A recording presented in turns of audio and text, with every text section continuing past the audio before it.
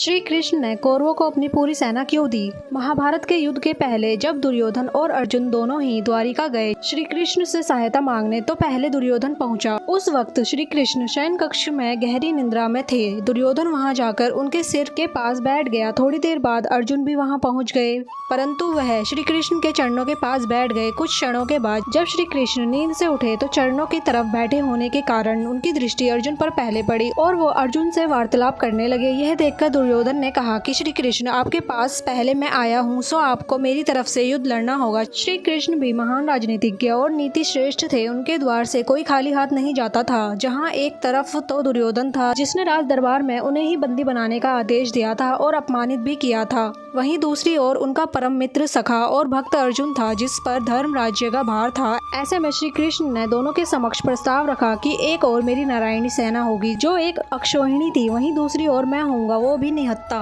दुर्योधन तो मूर्ख था, वह संख्या बल को ही श्रेष्ठ समझता था, उसके निर्माता को नहीं। उसे बिना अस्त्र शस्त्र के विहीन कृष्ण का सहयोग व्यर्थ लग रहा था, सो उसने कृष्ण की नारायणी सेना को चुना।